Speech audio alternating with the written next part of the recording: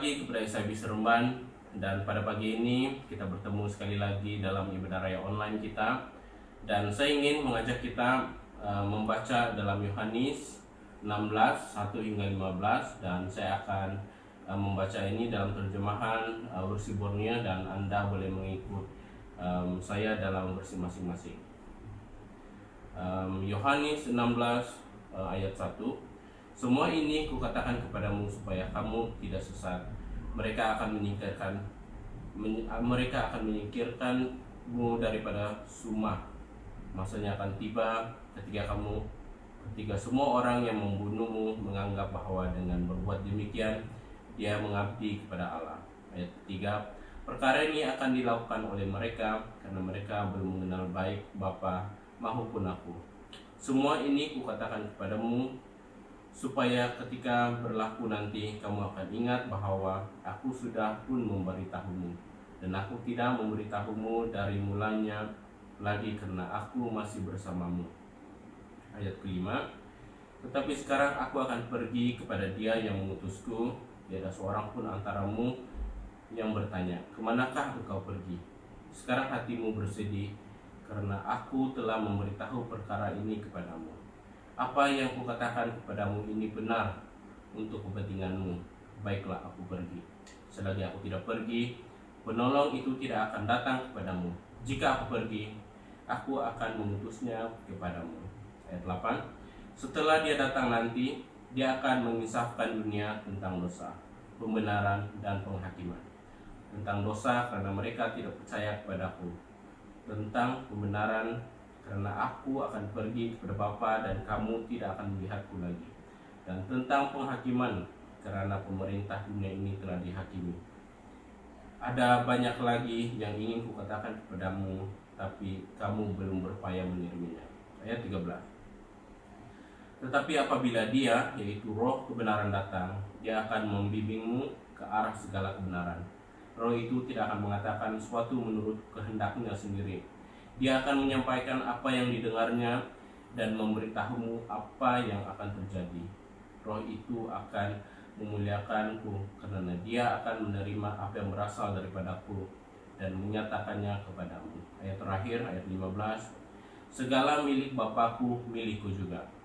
Maka itu kukatakan bahwa Dia akan menerima apa yang berasal daripadaku dan menyatakannya kepadamu. Amin.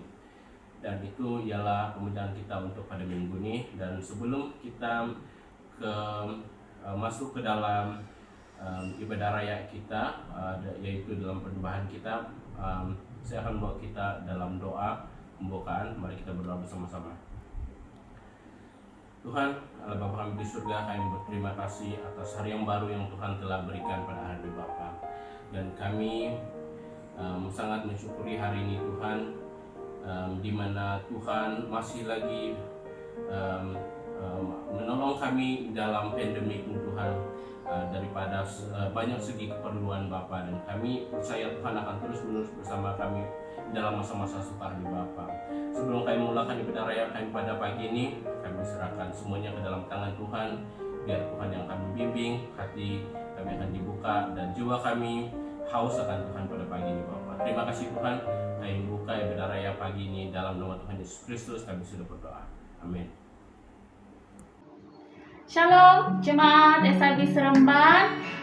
Puji Tuhan, kita boleh beribadah sekali lagi pada minggu ini walaupun secara online, dan dimanapun kita berada untuk memuji, menyembah Tuhan, mendengarkan firman Tuhan. Saya percaya Tuhan hadir, bahkan Tuhan melawati setiap pribadi kita. Amin.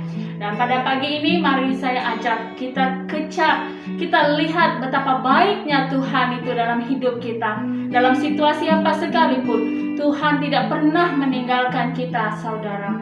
Mari pada saat ini kita menaikkan pujian ini, kecaplah dan lihatlah. Kita bebas bertepuk tangan memuji Tuhan. Haleluya. Sama-sama kita nyanyikan, kecaplah dan lihatlah. Kecaplah dan lihatlah betapa baiknya Tuhan.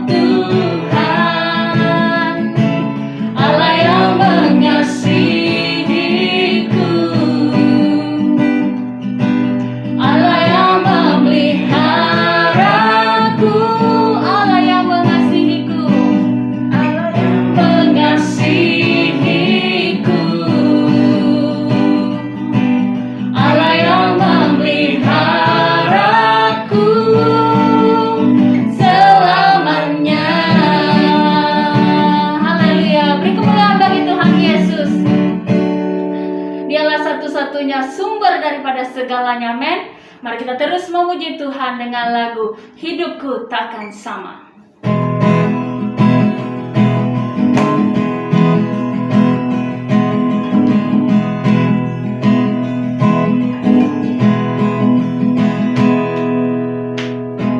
Kaulah satu-satunya sumber dari segalanya, sumber dari segalanya. Kau kebenaran yang selalu ku pegang, kau keyakinanku untuk bersinar terang. Yesus Tuhanku yang berkuasa atasku, hidupku takkan sama. Ku tahu sungguh, ku tahu sungguh, anugerah-Mu bagiku, hidupku takkan sama. Kaulah satu-satunya.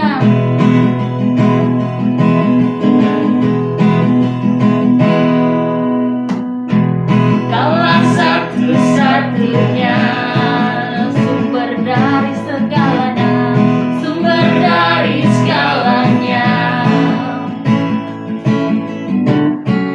Kau kebenaran yang selalu ku pegang, amin. Kau keyakinanku untuk bersinar terang. Yesus Tuhanku yang berkuasa atasku, hidupku takkan sama. Ku tahu sungguh, ku tahu sungguh, anugerah-Mu bagiku, hidupku takkan sama. Yesus Tuhanku, Yesus Tuhanku yang berkuasa atasku, hidupku takkan sama. Ku tahu sungguh, anugerah-Mu bagiku, hidupku takkan sama. Kaulah alasan untuk ku hidup, hanya menyenangkan-Mu. Kaulah alasan untuk ku hidup, hanya menyenangkan-Mu. Kaulah alasan, yes Lord, untuk ku hidup, hanya menyenangkan-Mu. Kaulah alasan untuk ku hidup, hanya menyenangkan-Mu.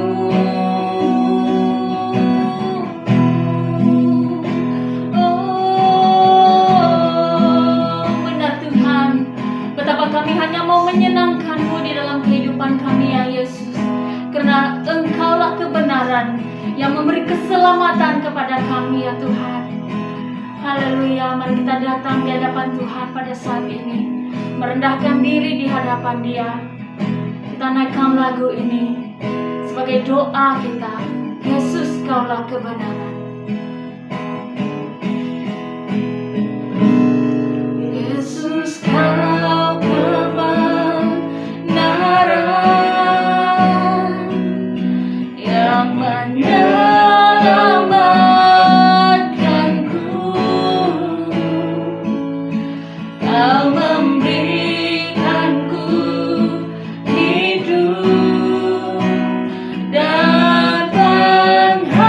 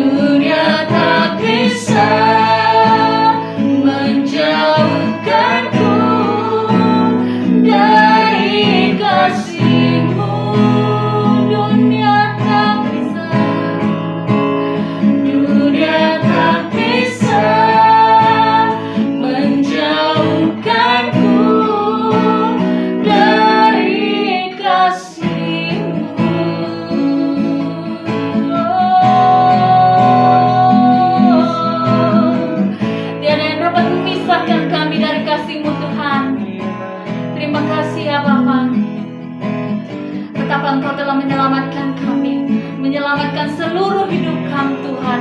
Karena Engkaulah kebenaran, Engkaulah satu-satu yang kami andalkan, yang kami harapkan, dan kami berserah penuh kepadamu Tuhan. Seluruh hidup kami Tuhan, kami tidak pertahankan, tapi kami serahkan ke dalam tangan-Mu. Terima kasih Tuhan, biar kiranya setiap lagu, setiap pujian, musik ini Tuhan Yesus berkenan di hadapan-Mu. Terima kasih Bapa, terima kasih. Di dalam nama Tuhan Yesus kami sudah berdoa. Amin. Shalom anak-anak Tuhan. Mari kita berdoa sebelum kita mempelajari kebenaran firman Tuhan.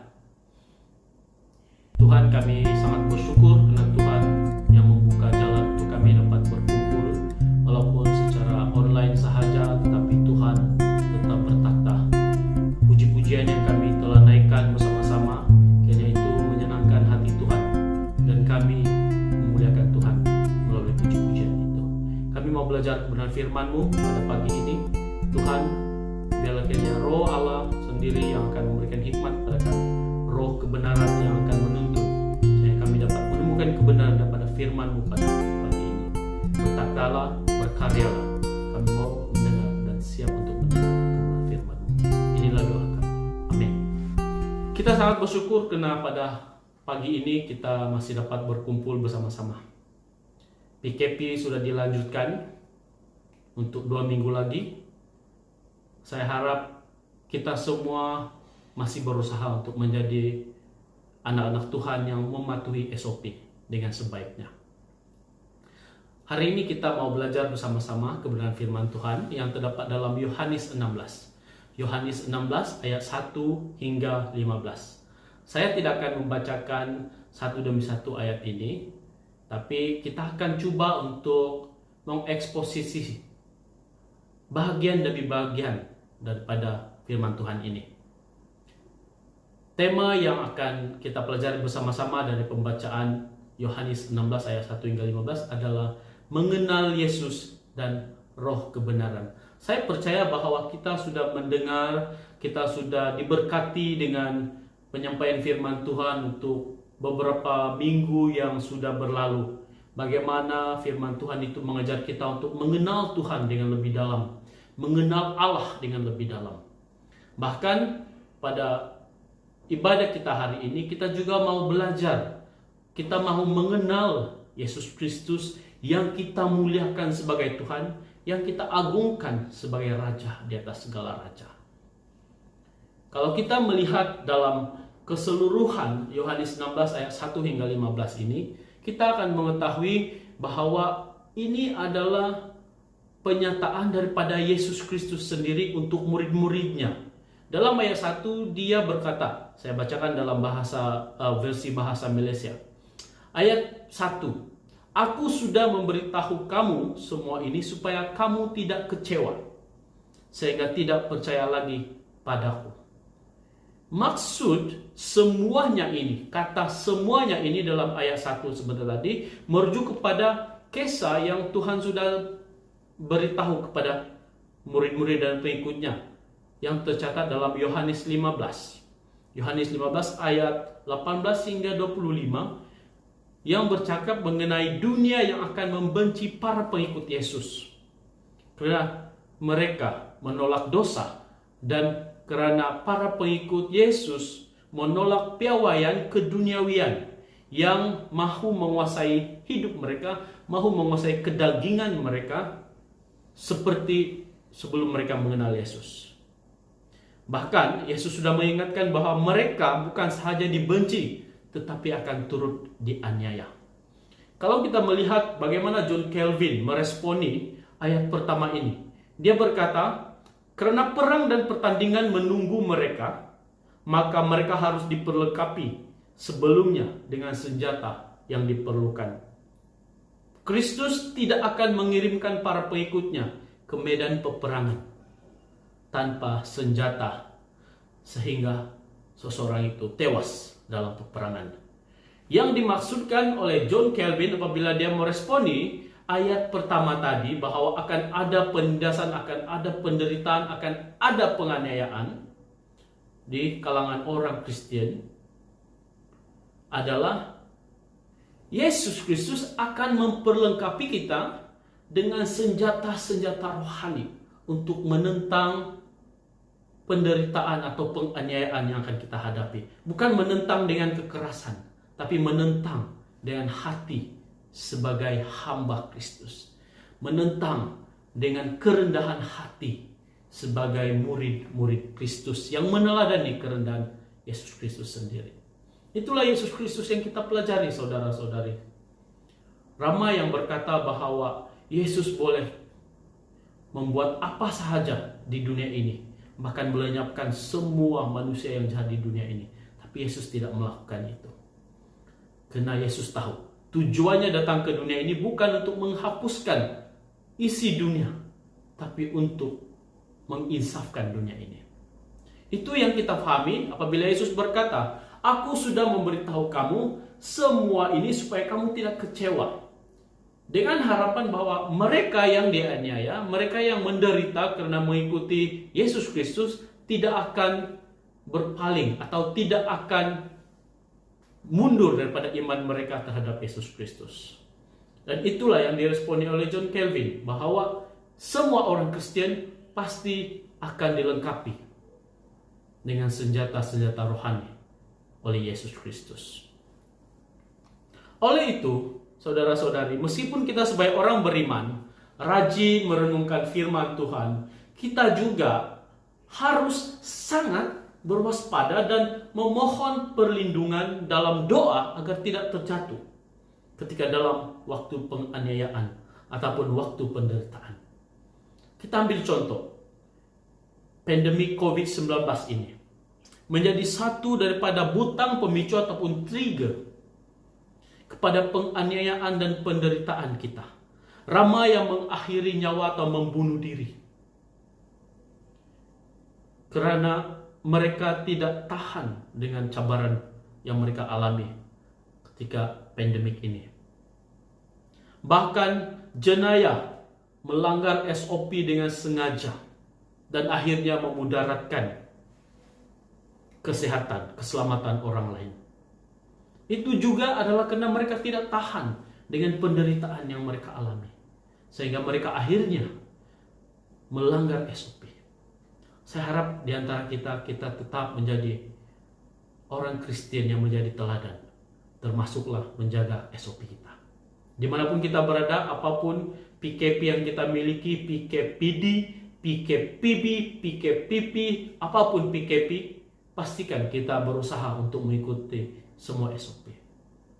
Dalam ayat 2, Yesus juga berkata bahwa dalam ayat 2, akan tiba masanya sesiapa yang membunuh kamu menyangka bahwa dengan perbuatan itu dia mengabdi kepada Allah. Kita semua tahu bahwa selama orang Kristen wujud di dunia ini selepas para murid Yesus dan Kristen, agama Kristen tersebar di seluruh dunia, sejarah membuktikan bahwa penganiayaan orang Kristen sudah terjadi. Hal ini telah digenapi yang pertama oleh orang Yahudi sendiri apabila mulai menganiaya orang Kristen. Itu kita boleh rujuk dalam Filipi 3 ayat 6.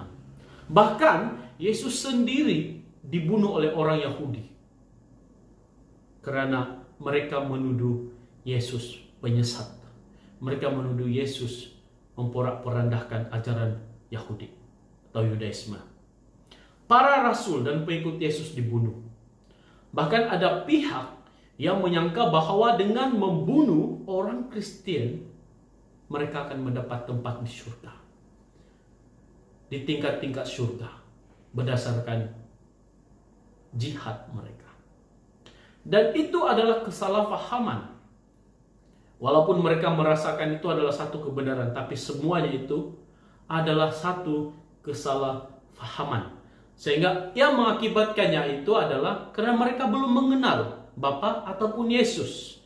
Itulah yang coba disampaikan oleh Yesus dalam ayat 3. Mereka melakukan perkara-perkara ini terhadap kamu, bahkan terhadap Yesus sendiri, karena mereka belum mengenal Bapa ataupun aku.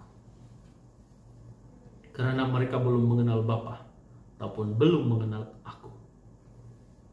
Mengenal atau belum mengenal yang dimaksudkan di sini adalah pengenalan seseorang secara individu dengan pribadi Allah itu sendiri.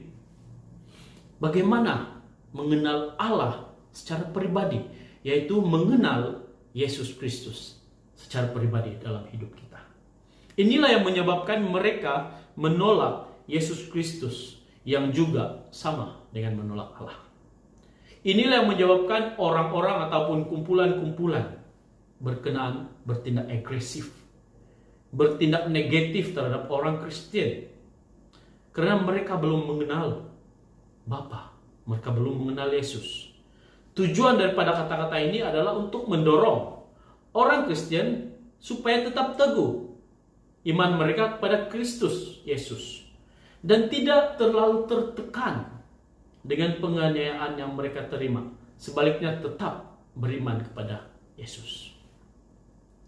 Di sisi lain kita tahu bahwa betapa hebatnya dosa tidak mengenal Allah.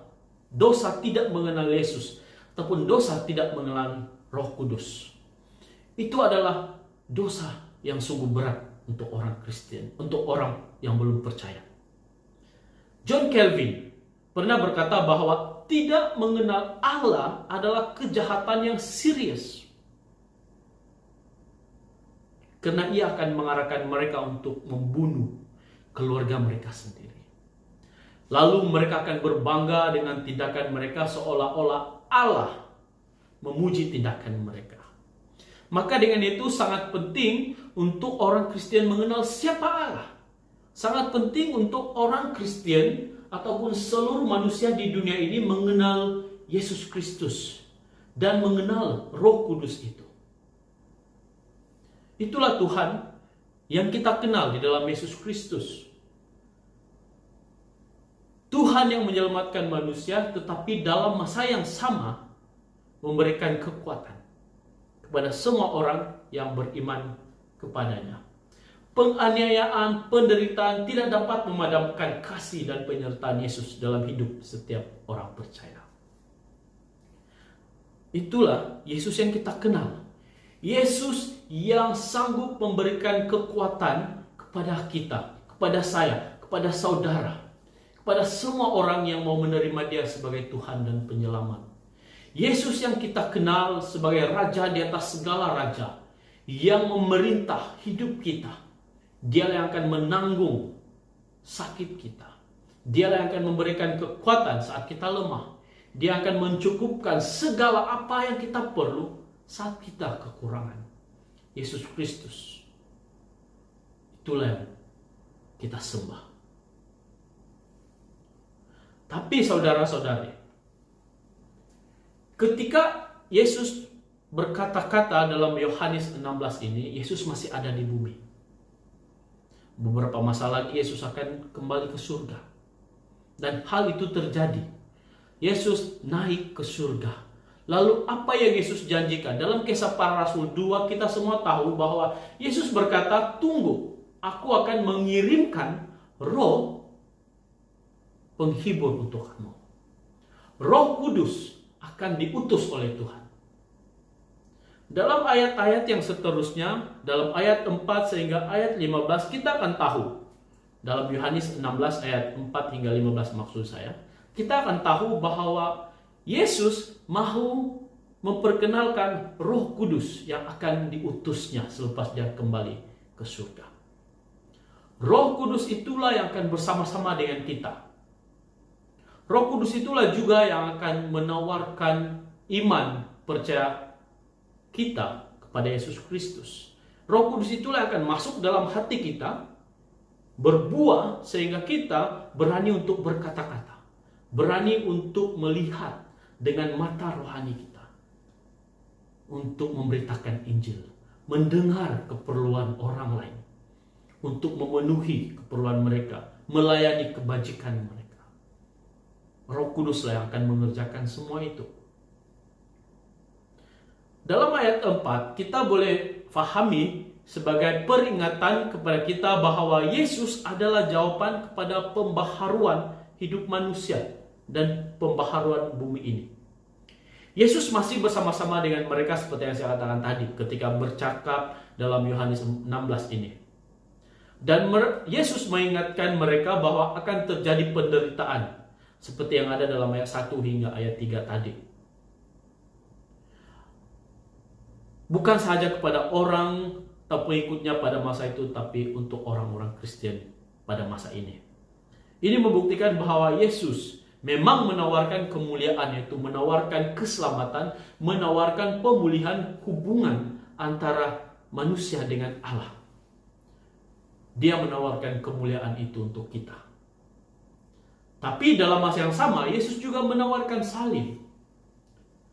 Rupa-rupanya ada harga yang perlu dibayar untuk mengikuti Yesus. Selama ini kita berkata bahwa mengikuti Yesus itu percuma. Betul, kita tidak perlu membayar dengan jutaan ringgit, bilion ringgit. Kita tidak perlu membuat atau membina gereja yang besar untuk menjadi pengikut Yesus. Tidak perlu. Tapi harga yang mahal harus kita bayar. Yesus menawarkan salib kepada kita. Salib kita tahu bahwa ia sinonim dengan penderitaan yang Yesus alami, di mana Yesus telah disalibkan. Dan itulah makna salib bagi Yesus Kristus. Dari salib itu jugalah Yesus menawarkan kemuliaan untuk Anda dan saya. Dia memberikan kemuliaan yang dari surga untuk kita, yaitu keselamatan kekal. Tapi dalam masa yang sama, salib juga menjadi tanda kepada manusia yang percaya kepada Yesus bahwa kita akan sentiasa mengalami godaan, pencobaan, penganiayaan setiap hari ketika kita setia mengikutinya. Ia bukan perjuangan yang mudah, tapi ia adalah perjuangan setiap hari untuk kita menyalibkan keinginan daging kita agar kita dapat menjadi kuat dalam kerohanian kita. Kita boleh sahaja jatuh dalam godaan dan terus berbuat dosa. Tapi kita sebagai orang percaya akan menjadi lemah rohani jika kita tidak sanggup menyalibkan keinginan daging kita yang tidak berkenan kepada Tuhan. Oleh itu, Yesus juga menawarkan salib kepada kita, yaitu kita memikul salib setiap hari. Kita menyalibkan keinginan-keinginan daging yang tidak berkenan kepada Tuhan setiap hari. Kita menyangkal keinginan berdosa kita setiap hari. Dan itulah perjuangan kita setiap hari. Bukan hanya pada hari Ahad untuk menjadi orang kudus, tapi setiap hari, setiap masa, 24 jam selama seminggu. Itulah perjuangan kita. Dan itulah juga yang ditawarkan oleh Yesus kepada kita. Agar kita tetap berjuang bersama-sama, mempertahankan iman kita bersama-sama, menjadi satu di antara seluruh keluarga Kristen, menjadi sebuah keluarga yang menyokong di antara satu dengan yang lain sebagai anak-anak Tuhan. Dalam ayat 7, Yesus akhirnya memperkenalkan penolong yang akan datang itu. Dalam ayat 7 saya bacakan, dalam ayat 7, tetapi apa yang aku katakan kepada kamu benar, untuk kebaikan kamu lebih baik aku pergi. Jika aku tidak pergi, penolong itu tidak akan datang kepada kamu. Tetapi jika aku pergi, aku akan mengutus dia kepada kamu. Itu menunjukkan bahwa tidak lama lagi dalam konteks itu Yesus akan naik kembali ke surga. Lalu dia akan mengirimkan penolong. Penolong yaitu Roh Kudus, yang kita kenal sebagai Roh kebenaran, yang Yesus ungkapkan di dalam ayat 13, dalam Yohanes 16 ayat 13. Dalam terjemahan bahasa Indonesia, dia menggunakan istilah Roh kebenaran. Roh Kudus yang menyatakan segala. Kenapa kita harus mengenali Roh Kudus itu sebagai salah satu? Karakternya adalah Roh kebenaran. Karena apa? Karena Roh kebenaran itu akan menyatakan segala kebenaran daripada surga. Roh kebenaran itu juga akan menyatakan kemuliaan Yesus, karena apa yang disampaikan oleh Roh itu adalah apa yang telah Yesus amanahkan untuk Roh Kudus itu sampaikan kepada kita. Memang sangat baik apabila Yesus tetap tinggal di dunia ini. Tapi kita semua harus tahu bahwa selama Yesus hidup di dunia ini, dia tidak mampu untuk ke seluruh dunia. Yesus sebagai manusia dalam pribadi manusianya, dia hanya berada di satu tempat dalam satu masa untuk satu ketika. Itu bukan kita panggil sebagai limitasi Yesus, tapi itulah kemanusiaan Yesus yang kita kenal. Sehingga bagaimana Kristen itu perlu berkembang, bagaimana ajaran Kristus itu berkembang melalui para muridnya adalah apabila dia menghantarkan Roh Kudus yang akan menolong, Roh Kudus yang akan menyatakan kebenaran daripada surga. Sehingga Roh Kudus itu tidak terbatas. Roh Kudus itu ada di mana-mana. Roh Kudus itu ada di setiap masa, ada di setiap situasi. Di seluruh pelosok dunia, Roh Kudus ada. Berkuasa. Menyatakan kebenaran. Serentak ataupun bukan serentak, Roh Kudus akan ada. Itulah sebabnya kenapa apabila Roh Kudus itu turun ke dunia, kita semua diberikan amanah untuk memberitakan Injil. Karena itulah peranan kita. Roh Kudus ada dalam hati setiap orang percaya dan kita harus menyatakan kebenaran itu dengan pimpinan roh kebenaran itu sendiri. Apakah kebenaran itu? Kebenaran itu adalah bahwa Yesus telah mati untuk saya, Yesus telah mati untuk Anda. Yesus telah mati untuk manusia di dunia ini, maka Yesus telah mati untuk bumi ini. Itulah kebenaran yang harus kita nyatakan. Kebenaran-kebenaran yang lain ataupun misi-misi yang lain seperti misi kebajikan, misi kemanusiaan, semuanya itu baik. Semuanya itu tidak perlu kita pertikaikan. Semua itu harus kita lakukan. Tapi keutamaan ataupun misi yang perlu kita utamakan adalah misi memberitakan kebenaran Injil itu. Dan Roh Kudus itulah yang akan membantu kita.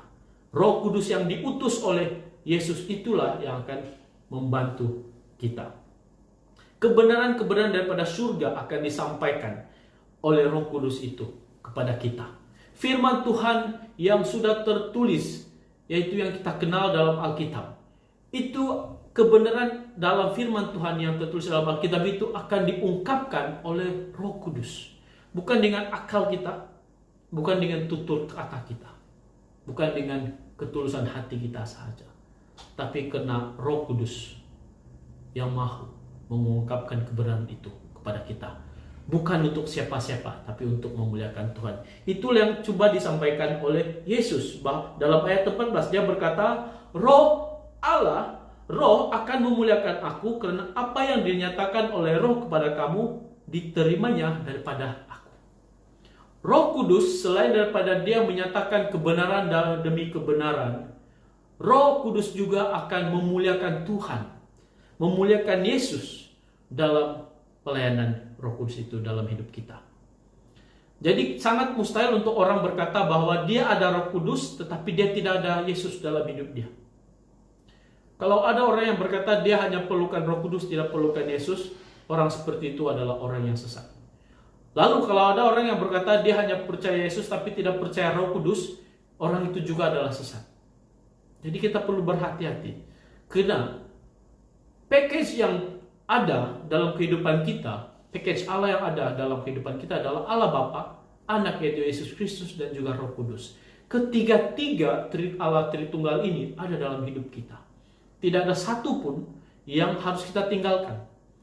Roh kebenaran itu juga, walaupun dia wujud dalam pribadi yang lain, tapi tetap Allah yang sama. Dia menyatakan kebenaran demi kebenaran, memuliakan Tuhan Yesus Kristus dalam kehidupan kita. Dan itulah sebabnya kita tahu hal-hal yang baik, hal-hal yang jahat, hal-hal yang tidak memuliakan Yesus, hal-hal yang memburukkan nama Yesus, ataupun hal-hal yang mengagungkan Yesus. Itu semua dikerjakan oleh Roh Kudus dalam kehidupan kita. Karena itu kita tidak seharusnya sewenang-wenangnya menjadi orang Kristen yang mau hidup sendirian. Yang pertama, kita harus memberitakan Injil. Yang kedua, kita harus menelaah atau mempelajari kebenaran firman Tuhan itu dengan sungguh-sungguh. Yang ketiga, kita harus mempraktikkan hubungan pribadi kita dengan Tuhan, yaitu dengan doa intim dengan Tuhan. Yang keempat, kita harus percaya bahwa Allah itu adalah Allah yang Esa. Allah Tritunggal itu adalah Allah yang kita sembah. Tidak ada yang salah apabila kita menyatakan Allah Bapa, Anak, dan Roh Kudus dalam kehidupan kita. Bahkan dalam doa, itulah yang coba diajarkan oleh bapak-bapak gereja dalam liturgi doa, yaitu dalam nama Allah Bapa, Anak, dan Roh Kudus kami berdoa. Itu adalah kebenaran, itu adalah pengakuan orang Kristen bahwa kita menerima keilahian Tritunggal Allah dalam hidup kita. Saudara-saudari yang saya kasih dalam Tuhan, Roh Kudus juga adalah roh kebenaran yang memberikan kesadaran kepada kita. Roh Kudus adalah penyedar dosa. Dia akan memberikan kesadaran kepada kita, menyatakan kesalahan demi kesalahan. Itu yang ada dalam ayat 9 hingga 11. Di mana Roh Kudus berperanan untuk menyatakan hal-hal yang salah, hal-hal yang sesat, ajaran-ajaran tentang dosa dan kekuasaan Allah yang sesat, yang diajarkan oleh orang lain. Roh Kudus akan mengajarkan kepada kita. Oleh itu, Roh Kudus akan bertindak untuk menyadarkan manusia bahwa mereka sudah jauh terjatuh dalam dosa. Roh Kudus akan menyingkapkan kesalahan-kesalahan umum, kesalahan-kesalahan pribadi, dan membawa manusia kepada pertaubatan.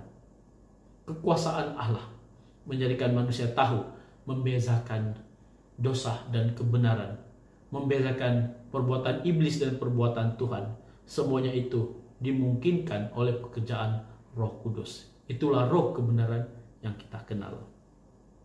Dan roh kebenaran juga menyatakan kebenaran firman Tuhan secara mutlak. Dalam ayat 13 dia berkata, tetapi apabila roh yang menunjukkan apa yang benar tentang Allah itu datang, roh akan membimbing kamu supaya mengetahui segala kebenaran itu. Roh tidak akan mengatakan apa-apa menurut kehendaknya sendiri. Dia akan mengatakan apa yang didengarnya dan memberitahu kamu perkara-perkara yang akan berlaku. Roh Kudus akan menyatakan bahwa sesungguhnya firman Tuhan yang sudah ditulis dan kita gunakan sekarang ini adalah sempurna untuk menjadi panduan hidup kita. Ini karena roh kebenaran itu sendiri telah memimpin kita untuk menuliskan atau memimpin para nabi, para rasul, para penulis Alkitab untuk menuliskan firman Tuhan, sehingga setiap tulisan yang dicatatkan dalam firman Tuhan itu dikatakan diilhamkan oleh Roh Kudus dan ianya dianggap benar dan tidak menghujat Allah. Tidak ada kata-kata yang menghujat Allah. Tafsiran firman Tuhan pasti berbeza dari satu pakar ke pakar yang lain. Itu pastilah. Pasti ada tafsiran yang berbeza. Tetapi inti kebenaran firman Tuhan tetap tidak akan pernah berubah.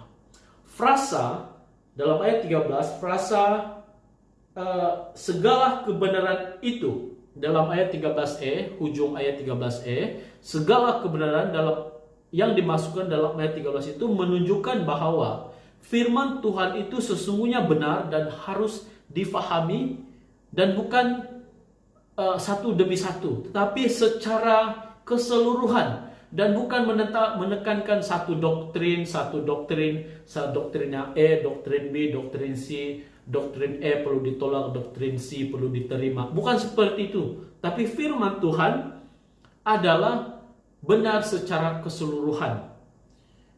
Ada gereja yang menekankan hanya kasih Allah dan tidak menghukum manusia.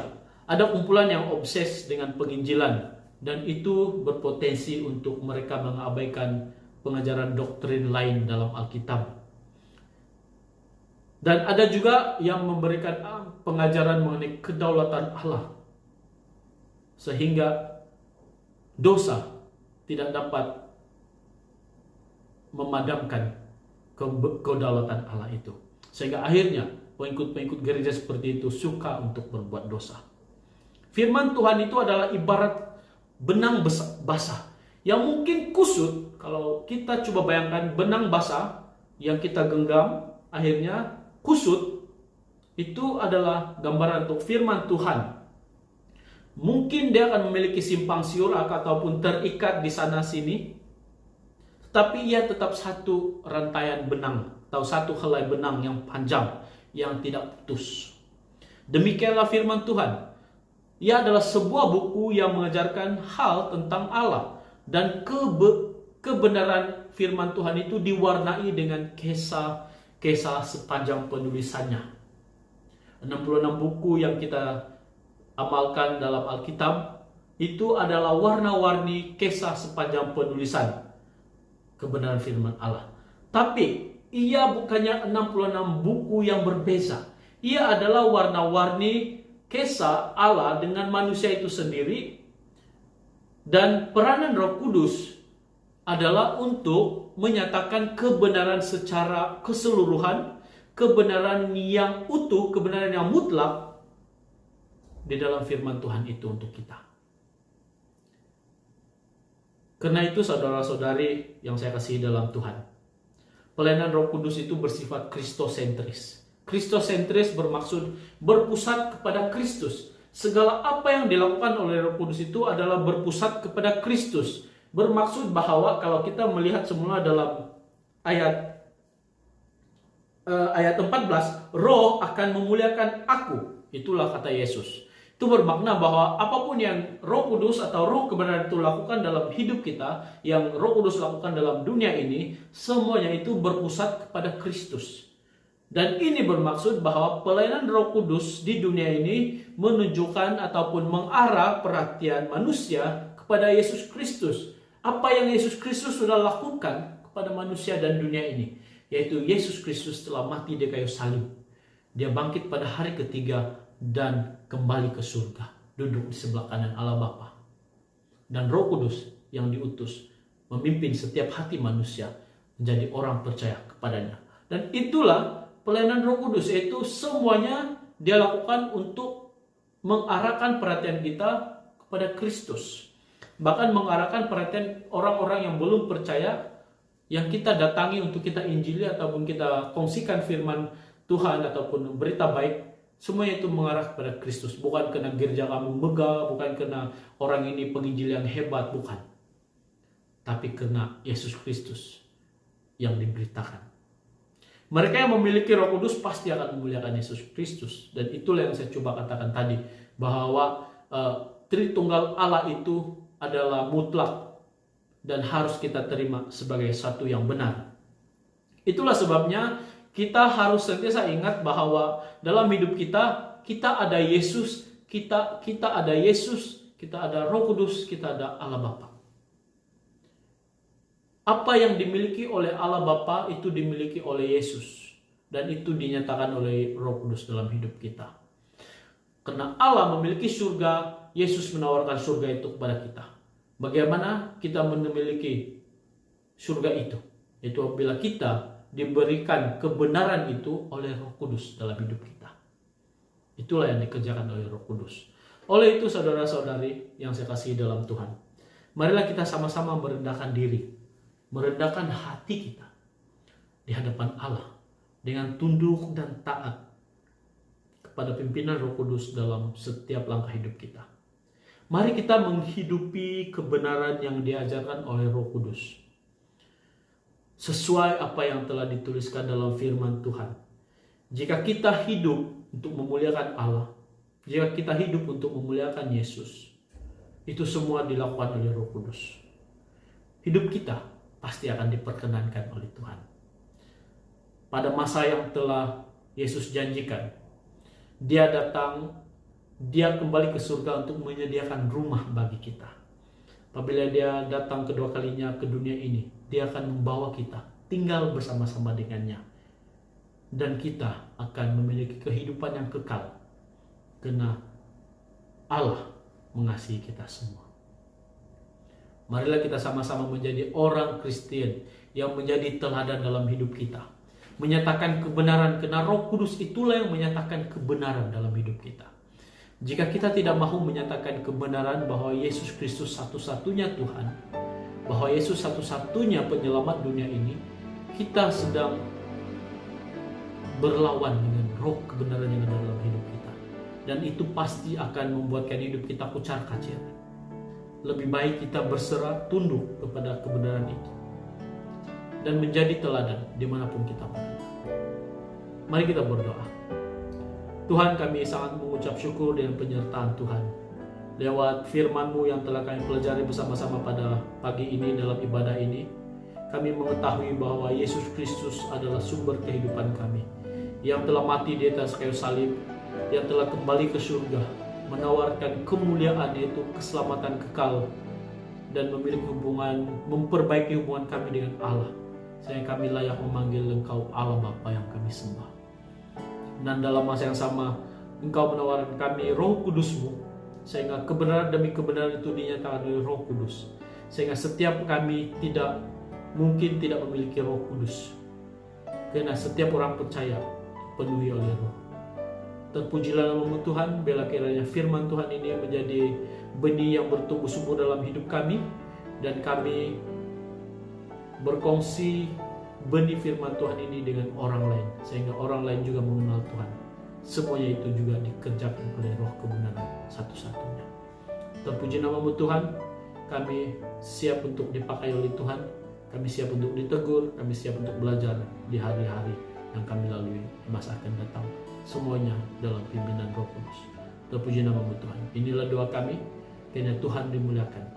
Kami mau memuliakan Tuhan dalam seumur hidup kami. Dalam nama-Mu kami berdoa. Amin. Amin. Terima kasih.